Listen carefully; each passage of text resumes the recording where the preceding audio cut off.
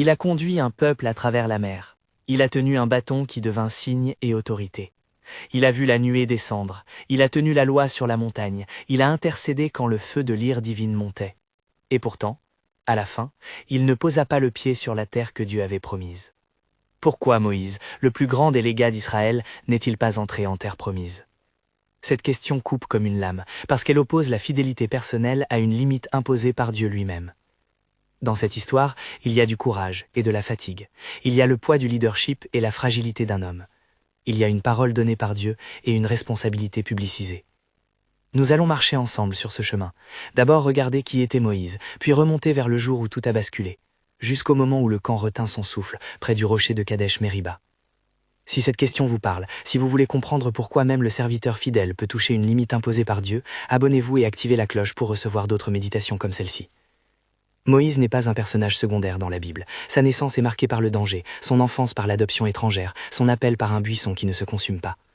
On l'imagine souvent sur la montagne, la face illuminée par la présence divine, tenant la parole qui scelle une nation. Il est le libérateur d'Égypte, le médiateur qui descend la loi, le chef qui guide des millions à travers un désert hostile. Il est aussi, et c'est crucial, un homme soumis à l'épuisement de diriger un peuple ingrat, un homme qui pleure, qui implore, qui porte sur ses épaules les murmures et les révoltes d'une génération. Regardez comment la Bible présente cette figure, appelée par Dieu dans le silence du buisson, investi d'une autorité surnaturelle devant Pharaon, témoin des jugements, artisan des miracles, tout cela crée un profil de fidélité rare. Et pourtant, la fidélité de Moïse ne le protège pas d'un jugement lourd, non pas parce que Dieu serait capricieux, mais parce que la sainteté publique exige quelque chose de différent de la fidélité privée. C'est un point difficile mais nécessaire. Le rôle public de Moïse le met en relation directe avec la visibilité de l'action de Dieu devant le peuple. Le leader ne vit pas hors du regard de Dieu, parfois sa faute a des conséquences publiques qui dépassent sa personne. Avant d'arriver au rocher, il faut entendre le désert. Imaginez des années de marche, étendues de cailloux et d'herbes rares, tentes qui se déploient comme des points sur une nappe brune, enfants qui apprennent à cracher la poussière, adultes qui apprennent à compter l'eau. La manne était un miracle quotidien, l'eau, elle, restait le grand enjeu. La soif n'est pas seulement physique, elle politise, elle détermine l'attitude d'un groupe. Les murmures commencent comme un souffle, puis se transforment en tempête. Ils remettent en question la sagesse du voyage, la bonté du guide, l'existence même du Dieu de la promesse. Là, dans la répétition des plaintes, « Pourquoi nous as-tu fait sortir d'Égypte ?» se forme le terreau de la rébellion. Plusieurs épisodes du périple montrent cette dynamique. Révolte à des sources, demande de viande qui tourne à l'ingratitude, défi d'autorité. Chacun est une pierre posée sur un édifice de défiance. Pour un leader, la répétition des crises pèse. Il y a en Moïse une patience surnaturelle, mais aussi une humanité qui se fatigue. On ne doit pas confondre compassion et légitimation du péché. Le texte biblique, en montrant Moïse intercéder encore et encore, ne le glorifie pas pour autant comme exempt de responsabilité. Au contraire, il révèle un paradoxe. Être fidèle ne vous met pas à l'abri de l'exigence de sainteté publique. Le contexte immédiat de Kadesh est sec et tendu. Nombre 20 situe l'épisode dans la vallée de Kadès, où le peuple manque d'eau. Leur voix se lève avec amertume. Ils s'en prennent à Moïse et à Aaron. Et l'air du désert devient un tribunal populaire. Dieu parle à Moïse et à Aaron. C'est important, la direction divine est claire avant l'acte. Le commandement divin est simple, prendre la verge, rassembler la communauté et parler au rocher devant leurs yeux, afin que l'eau en jaillisse. L'ordre est public, le miracle devait être public, et la parole de Dieu devait trouver son expression visible dans l'obéissance du leader. Dans la scène, chaque détail compte. Le bâton que Moïse avait autrefois brandi contre Pharaon devient un instrument de foi, symbole de l'autorité divine et du pouvoir de Dieu. La montagne qui entoure le camp est silencieuse, comme une paroisse qui attend un signe. Le peuple regarde, attend, peut-être guette une preuve. La parole donnée, parlée au rocher, met l'accent sur l'obéissance verbale. Il ne s'agissait pas de gesticuler, de frapper ou d'user d'un geste spectaculaire, mais de prononcer la parole de Dieu afin que la parole suscite l'eau. La scène est donc aussi une épreuve de confiance. La parole prononcée par Moïse doit refléter précisément la parole qu'il a reçue. Le récit biblique montre que Moïse prend la verge et réunit le peuple. Mais au moment de l'exécution, quelque chose diffère. Selon le texte, Moïse frappe le rocher 2 fois avec sa verge. Certains manuscrits donnent un autre détail, que Dieu avait dit par le rocher et que Moïse a frappé. Il faut conserver cette tension textuelle. Le texte est net sur ce qui a été fait, et nous devons le dire. On ne peut pas inventer des motivations intérieures, mais on peut noter que les choix de Moïse n'étaient pas exactement ce qui avait été ordonné. Pourquoi frapper plutôt que parler? Le texte ne nous ordonne pas d'attribuer une intention définitive et intérieure. Cela suggère plusieurs possibilités. Fatigue, colère contre l'incrédulité du peuple, désir de produire un spectacle tangible ou une certaine familiarité avec le symbole du bâton qui, dans le passé, a été l'instrument du jugement et du prodige. On peut dire que cela suggère que Moïse, dans un instant humain, a mêlé sa frustration au geste qui devait être pure parole. Mais nous marquons ici la différence entre ce que le texte raconte et ce que nous imaginons des motifs. Le texte rapporte l'acte, pas la psychologie complète. L'acte lui-même n'est pas anodin, il se déroule devant la communauté. Il témoigne publiquement de la manière dont Dieu agit par l'entremise de son serviteur. Or, le geste de frapper le rocher modifie la logique du commandement. Il transforme une parole en action physique. Et quand la médiation du leader dévie de l'ordre divin, la portée de cet écart ne se mesure pas seulement au résultat immédiat, l'eau qui jaillit, mais à la symbolique publique de la désobéissance. Dans une communauté, le leader n'agit pas seulement pour lui-même, il est un signe vivant. Sa parole et ses gestes enseignent, forment, portent l'autorité de Dieu aux yeux d'un peuple prêt à juger selon l'apparence des choses. Le peuple vit la scène et reçoit l'eau. Leur soif est étanchée, la révolte s'apaise, la vie reprend son cours. Pourtant, quelque chose a changé dans l'adresse humaine de Dieu envers Moïse. Le lecteur biblique perçoit que l'acte apparent n'annule pas la nécessité d'un examen moral. La sainteté publique est plus qu'un idéal abstrait, elle est une exigence de l'expression publique de la sainteté de Dieu. Quand un leader détourne l'instruction divine en un geste humain, la conséquence porte une double dimension. D'un côté, la miséricorde de Dieu continue de subvenir aux besoins du peuple, l'eau coule. Et d'un autre côté, le comportement du leader est posé devant Dieu comme une faute qui a des répercussions. Nous devons ici prendre soin d'expliquer ce que la Bible dit sans extrapoler autre mesure. Le texte de Nombre 20-13 rapporte l'événement et la parole divine qui suit. « Parce que vous n'avez pas cru en moi pour montrer ma sainteté à Israël, vous n'introduirez pas cette assemblée dans le pays que je leur donne. » C'est la phrase rapportée par l'écrivain sacré. Elle a besoin d'être entendue telle qu'elle. Interpréter ce passage comme un acte vindicatif de Dieu serait une erreur. Il faut le lire dans l'optique de la sainteté.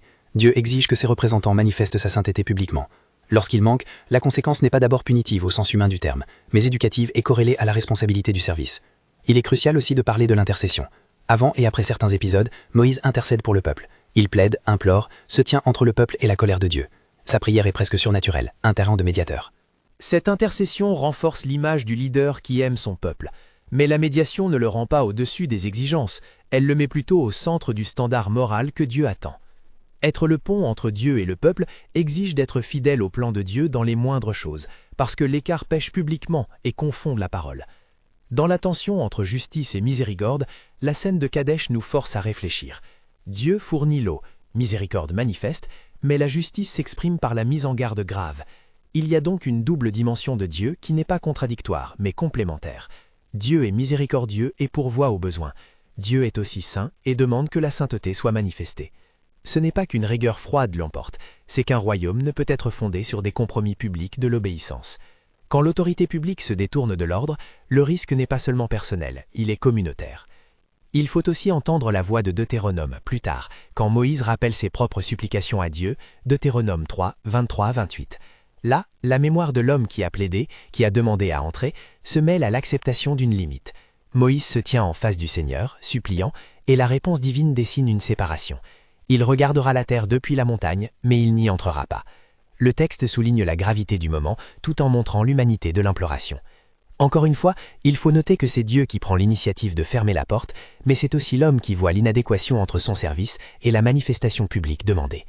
Il y a ici une profondeur de douleur qui ne doit pas être spéculativement remplie d'explications internes non attestées, elle est, avant tout, un fait posé par l'Écriture. Revenons à Kadesh, au camp, à la poussière qui s'élève quand Moïse frappe le rocher.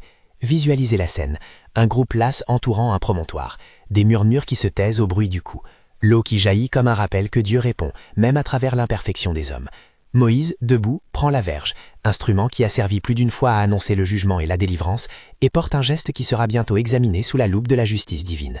Aaron se tient non-loin, tête levée, et le peuple boit, mais les yeux prophétiques de Dieu scrutent la manière.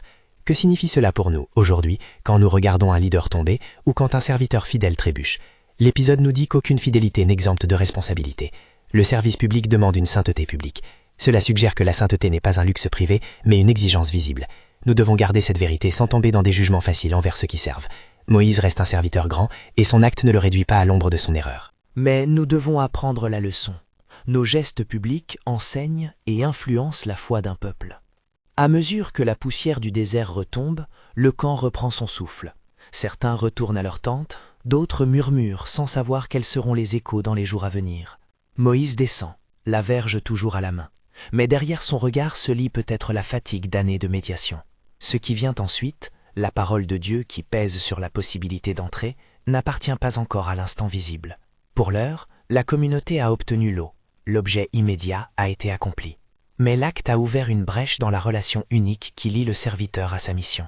Il est tentant, face à ce récit, de laisser l'histoire n'être qu'un avertissement contre l'excès de pouvoir d'un leader. Ce serait trop simple. Le récit nous tient au contraire dans une dialectique. Moïse est reproché, oui, mais la parole qui juge est aussi la parole qui protège l'intégrité de la promesse. Le Dieu qui donne la terre a une manière d'ordonner l'accès à celle-ci. Et la manière même dont on manifeste Dieu devant un peuple a des conséquences sur la transmission de la promesse. Ce n'est pas un caprice, mais la logique d'un roi qui veut que son peuple soit formé à reconnaître la sainteté dans les gestes publics. Nous sommes ici devant une vérité difficile. La sainteté exige une fidélité qui s'exprime aussi dans l'obéissance concrète aux instructions divines. La foi d'un peuple se forme en partie par l'exactitude des gestes de ceux qui représentent Dieu. Quand ces gestes dévient, même si l'intention demeure bonne, la communauté reçoit un signal brouillé. Pour Moïse, l'écart entre le commandement et le geste se paiera d'une manière radicale. Il perdra l'accès à la terre promise. Mais avant d'énoncer la sentence, comprenons le poids symbolique de ce qui vient d'être fait. La scène à Kadesh dévoile la tension entre compassion et sainteté, entre miséricorde et rigueur, entre la voix d'un leader et la parole adressée par Dieu. À ceux qui se demandent si la justice divine n'était pas disproportionnée, la réponse biblique réoriente notre regard. L'exigence posée à Moïse était proportionnée à sa fonction. Le juge divin n'est pas aveugle à la fatigue humaine, mais il est souverain sur la manière dont sa gloire doit se manifester. L'exclusion de Moïse de l'entrée dans la terre est dans le plan biblique une mesure qui affirme la sainteté du processus. Cela n'enlève rien à la grâce dont il a bénéficié toute sa vie, ni à la grandeur de son intercession, mais cela rappelle que le service public porte une exigence morale accrue. L'une des images qui traverse ce récit est celle de la porte. Moïse regarde, plus tard, la terre depuis la montagne. Il voit ce que son peuple touchera, mais il ne passera pas la porte menant à cette terre. La porte devient ici un symbole puissant. Elle peut être ouverte par Dieu pour sa promesse, et elle peut être fermée par la justice de Dieu pour préserver la pureté du royaume. Cette image nous renvoie à une autre porte, à une autre médiation ultime. Mais gardons-nous d'un glissement hâtif. Comparer Moïse et Christ est licite dans la typologie, mais il faut le faire avec prudence. Moïse préfigure le médiateur, mais la médiation du Christ accomplit ce que l'ancienne préfiguration annonçait. Revenons aux tentes qui bordent la vallée. Les visages sont lavés par l'eau fraîche, des nouvelles naissent, des plans se refont, des enfants rient et cherchent des regards d'assurance chez leurs parents. Mais quelque part, dans le silence qui suit la satisfaction, se prépare une parole plus lourde. Moïse, debout en retrait, serre sa verge. La scène est suspendue comme une respiration prolongée. Les yeux des anciens cherchent la direction. Les jeunes n'ont pas toutes les clés. Et dans l'espace entre le bruit du dernier coup et la parole qui doit suivre, se dessine la question la plus déchirante. Que vaut la fidélité lorsque le geste public s'écarte de l'ordre ? Nous avons suivi jusqu'ici la chronologie, et sans forcer la psychologie des acteurs, nous avons regardé les signes. Ce que Nombre rapporte est clair sur l'acte. Deutéronome nous offre la suite mémoire d'un homme qui a supplié. Il est temps maintenant d'entrer plus avant dans la signification théologique de cette limite. Mais avant cela, il faut nous arrêter un instant et regarder Moïse face à son peuple, face à son Dieu, face à sa verge désormais silencieuse. Le souffle du désert continue. La décision divine, elle, se prépare dans un autre registre, plus profond, qui engage à la fois la miséricorde et la justice, la promesse et l'exigence.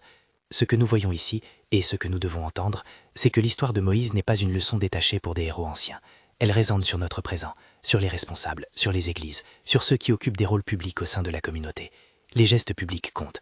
Parfois, la fracture entre bonne intention et obéissance stricte produit des conséquences inattendues et douloureuses. Et pourtant, le récit ne sert pas à abattre l'espoir. Il appelle à la réflexion, à la repentance quand nécessaire, et à une vigilance humble sur la façon dont la sainteté de Dieu se manifeste à travers nous. Alors que le soleil baisse lentement sur la vallée et que les ombres des tentes s'allongent, le camp se replie en partie, mais les questions demeurent, lourdes comme des pierres. Moïse ne sait pas encore comment la parole de Dieu se donnera dans la suite immédiate. Le moment critique approche. Autour du rocher, l'eau a coulé, le peuple a bu, mais la conscience de la nation a été marquée par l'acte du leader.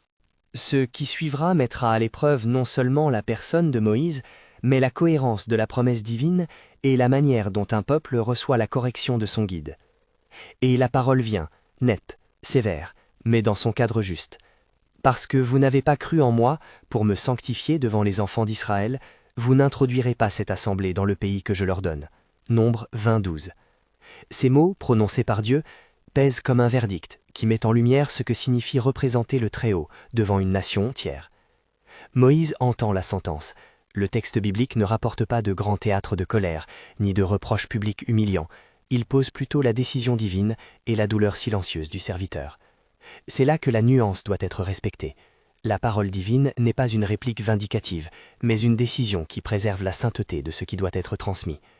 Le cas n'est pas une simple répression, il manifeste une exigence, que la médiation soit fidèle, précise, et qu'elle exprime la sainteté de Dieu sans la voiler par l'humanité errante du médiateur. Nous avons déjà vu, dans la mémoire de Moïse évoquée plus tard par Deutéronome, l'image déchirante d'un homme qui supplie. Deutéronome 3, 23-28 rapporte comment Moïse se tint devant l'Éternel, demandant à entrer, plaidant pour la grâce de toucher la terre promise. Et la réponse renvoie à une séparation définitive. Il verra la terre de loin, depuis la montagne, mais il n'y entrera point. Lire cela sans sentiment d'étrangeté est difficile. Comment comprendre qu'un homme qui a tant servi voit sa récompense terrestre limitée ainsi? La Bible ne gomme pas la douleur, elle la pose devant nous pour que nous réfléchissions à la nature même du service. Il est utile de souligner une chose, l'interdiction d'entrer n'efface pas la faveur de Dieu sur Moïse. Elle ne le déshérite pas spirituellement, elle le positionne d'une autre manière comme figure de transition. Dieu continue d'honorer son serviteur, lui permet de voir la terre, de bénir Israël, de transmettre sa charge. La mort de Moïse, relatée en Deutéronome 34, est traitée avec respect solennel. Son héritage demeure. Ainsi, la décision divine combine justice et miséricorde. Elle corrige sans annuler l'œuvre, elle ferme une porte pour ouvrir une responsabilité différente. Regardons de près la logique théologique derrière ce régime de responsabilité. Dans la communauté d'Israël, la sainteté ne relève pas du domaine privé, elle est une catégorie publique. Dieu se révèle en actes qui doivent être lisibles par le peuple. Les gestes du dirigeant forment une pédagogie concrète, ils enseignent ce que signifie marcher avec Dieu. Quand la médiation du leader se déplace, même légèrement, du commandement divin, ce déplacement a le pouvoir de légitimer un style qui fausse la compréhension de la sainteté. Autrement dit, le geste public d'un guide est un signe. Il parle au peuple d'une manière que les mots seuls ne suffisent pas toujours à faire. C'est pourquoi Dieu, en souverain, veille à la qualité des signes publics. On peut objecter, mais l'eau a jailli, Dieu a répondu. Pourquoi la sanction si le résultat s'est produit? La Bible répond implicitement, en distinguant efficacité immédiate et intégrité de médiation. Oui, Dieu pourvoit, sa fidélité n'est jamais interrompue par l'imperfection humaine. Mais la manière dont la provision se fait importe. L'objectif divin n'est pas seulement d'assurer des besoins matériels, il est de former un peuple, de sanctifier une nation, de dévoiler sa gloire d'une manière qui ne puisse être confondue avec les procédés humains. Par conséquent, la sanction n'annule pas la grâce, elle protège la forme et la sanctification nécessaires à la transmission de la promesse. Il faut ici insister sur une délicatesse herméneutique. Le récit ne nous donne pas accès aux mobiles intimes de Moïse. Nous ne pouvons pas affirmer avec certitude qu'il a frappé le rocher par colère, par lassitude ou par un réflexe symbolique. Cela reste indéfini. Ce que le texte dit, en revanche, c'est l'acte observable et la parole divine qui en suit. Lorsque nous interprétons, nous devons distinguer clairement le rapporté du conjecturé. Dire « il fut fatigué » ou « il fut irrité » peut rendre l'histoire plus compréhensible pour nous, mais ce sont des hypothèses, pas des faits textuels. Une lecture prudente respecte cette limite, tout en acceptant que l'humanité du leader a participé à sa chute.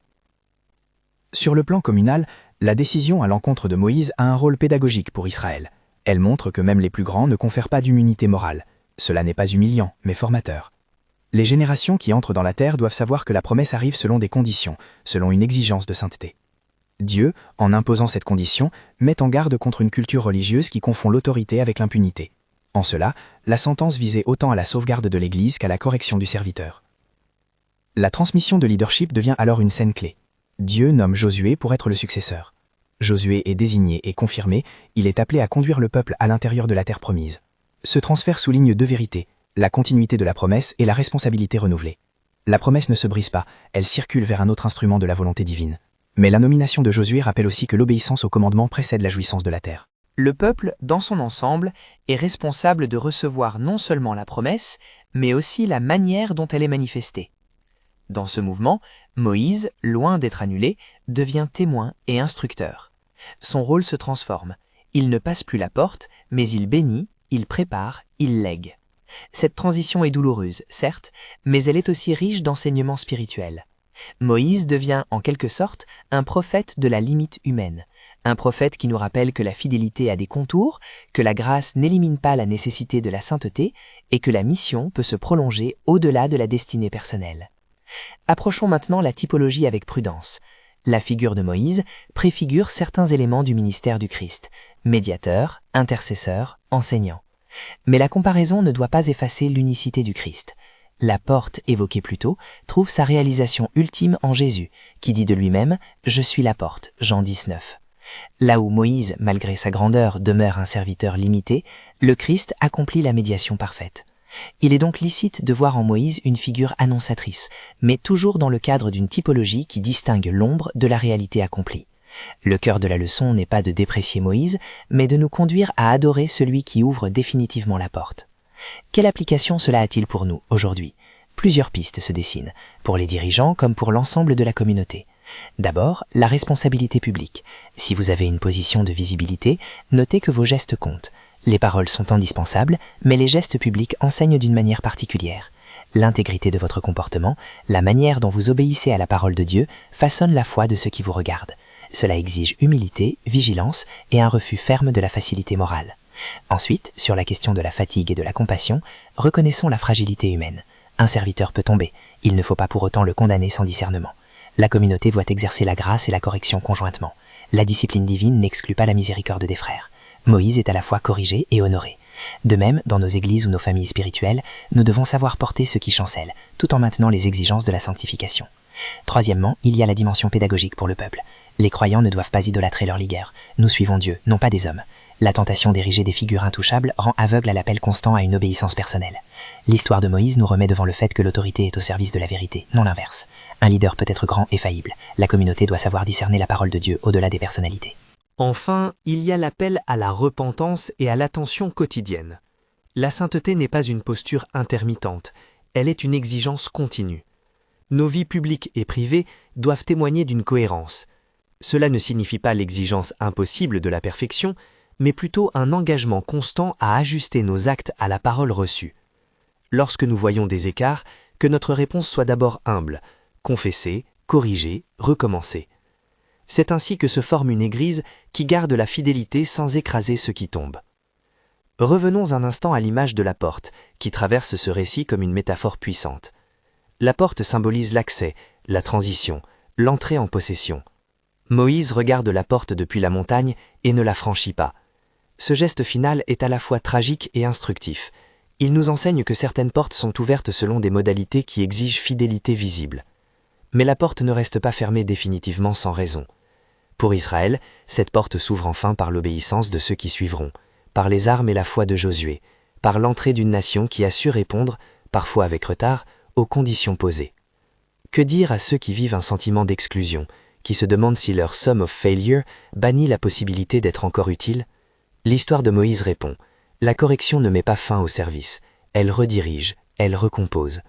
Moïse finit par voir la terre, par bénir, par laisser léguer. La vie utile n'est pas obligatoirement mesurée par l'entrée dans un territoire, mais par la fidélité au rôle que Dieu continue de confier et par l'humilité d'accepter la correction. Et à ceux qui détiennent une position d'autorité aujourd'hui, l'invitation est claire. Veillez à la manière dont vous manifestez Dieu. Vos actions publiques sont des enseignements pour la foi d'autrui. La tentation de recourir à des gestes spectaculaires, de substituer l'éclat à la parole, est un piège ancien. Choisissez plutôt la fidélité précise au commandement divin, même lorsque la simplicité de l'obéissance semble moins impressionnante que l'acte spectaculaire. La sainteté se niche souvent dans l'obéissance en apparence ordinaire. Le récit de Kadesh Meriba nous appelle également à une théologie de la miséricorde équilibrée. Dieu pourvoit, même quand nous manquons, mais il nous appelle à une responsabilité qui préserve la forme de cette provision. La grâce n'est pas un permis de transgresser le commandement, elle est le cadre dans lequel la correction conduit à la restauration. Lire ainsi Nombre 20, Deutéronome 3 et 34, ce n'est pas enfermer Moïse dans l'échec, c'est l'élever comme témoin d'un mystère divin. La sainteté publique n'est pas négociable.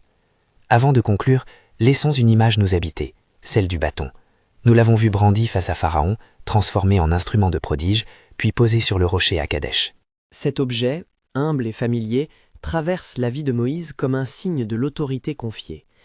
Mais la veine dramatique se trouve dans le moment où le bâton n'est plus simplement le symbole de la puissance, il devient le marqueur d'une attente non réalisée, quand la manière dont il est utilisé trahit l'ordre reçu.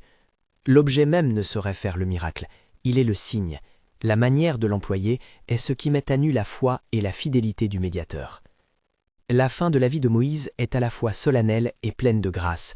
Il monte sur la montagne, il regarde la terre, il meurt.